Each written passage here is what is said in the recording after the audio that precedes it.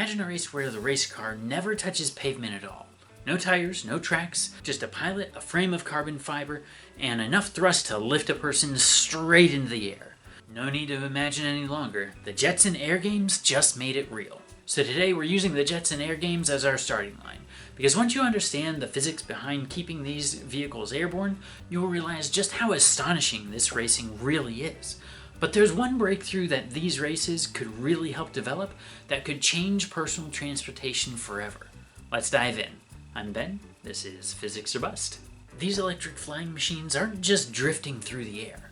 They're fighting gravity, turbulence, and the physics of multi-rotor flight every single millisecond. And in a race, pilots are pushing these craft to their limits, so the physics is unforgiving. Before we talk about racing, we need to understand what's keeping these craft airborne. The Jetson 1 is essentially a flying cage around a human. A lightweight carbon aluminum frame with 8 motors and propellers. Unlike a plane, there's no wing that's generating aerodynamic lift. This thing stays in the air through pure thrust from those 8 propellers. Each propeller provides an upward thrust, and the combined thrust from all 8 propellers has to be enough to overcome the weight of both the frame and the pilot and produce the acceleration. For a Jetson 1, that means providing hundreds of pounds of upward thrust instantly and sustaining it continuously. We'll dig into the physics in a minute, but first, if you like this video, you'd probably like this book. I've got a link in the description below. I do get a small commission, but it wouldn't cost you any extra. Now into the key physics. To keep these craft at a specific altitude, the motors have to produce exactly the right amount of thrust to go against gravity. If the thrust is even slightly too small, you fall. If it's slightly too big, you start rising. And during a race, pilots are constantly shifting that balance. Accelerating, braking, turning. So the flight computer is having to make dozens of corrections every second just to keep the craft stable in the air. Now let's talk about racing physics, because racing in the air is wildly different than racing on the ground. When a race car driver takes a turn on pavement, the pavement itself provides lateral forces to help with the turn.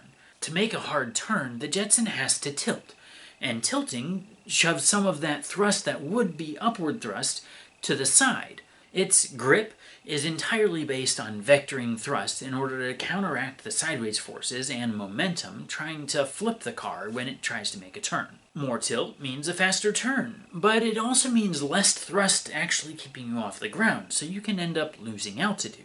But if you tilt too far, you could not only lose altitude, but you could start a rollover that you can't recover from.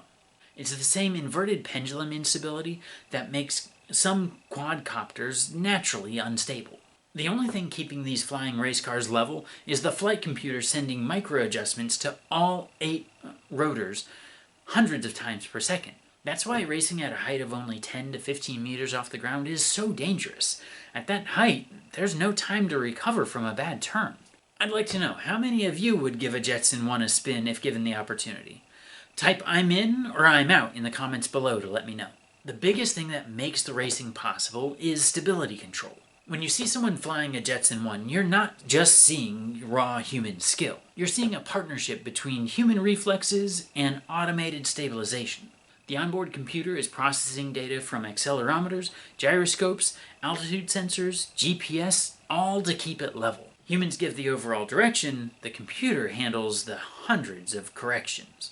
In any racing, safety is a key concern too, and having 8 rotors provides redundancy. If one motor fails, the flight computer will compensate, up to a point. But in a race where margins are razor thin, even a small power loss can destabilize the vehicle.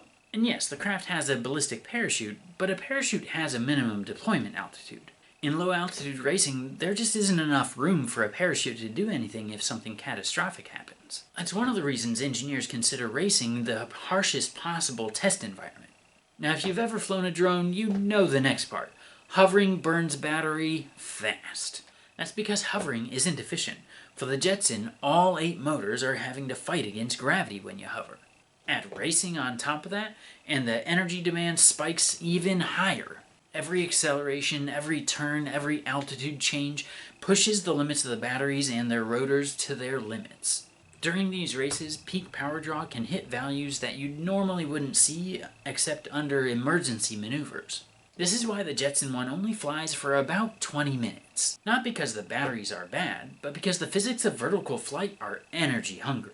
A car can coast, a plane can glide, but an electric vertical takeoff and landing craft, or eVTOL, like the Jetson, must constantly be pushing air down in order to stay aloft. This is the biggest engineering bottleneck in turning these racers into real vehicles: energy density. How much energy can you store per kilogram of battery? Right now, not enough. If you made it this far, make sure to like and subscribe for more science and tech updates. And this brings us to another big question. Why race these things at all? Because the physics challenges of racing, rapid maneuvering, high power loads, thermal stress, and tight safety margins are exactly the challenges engineers have to solve to have personal eVTOLs. Racing exposes weaknesses fast. It forces improvements in motor efficiency, flight control algorithms, cooling system, battery discharge performance, and lightweight structural design. Every lap makes these vehicles better. And here's where the physics gets exciting, because these races will help get better tech for flying cars.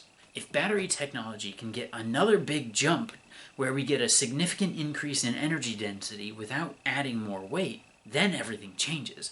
A Jetson-like eVTOL could go from flying for only 20 minutes to flying for an hour or 90 minutes. At that point, you don't have just a sky racer. You have a commuter craft. No roads, no traffic, no emissions, at least at the point of use. Just quiet electric flight from your home to your workplace and back. And that's why the Jetson Air Games matter. They're not just a spectacle. They're a testbed for the physics that might put flying vehicles, real practical ones, over your head during your morning commute, or even in your front yard. Thanks for watching, and the biggest compliment you can give me is to watch this video right here. It really helps spread this channel exponentially to people out there, because it lets YouTube know that you're liking what you're watching. So go right here, and I'll see you there. And remember, keep asking questions. See you there.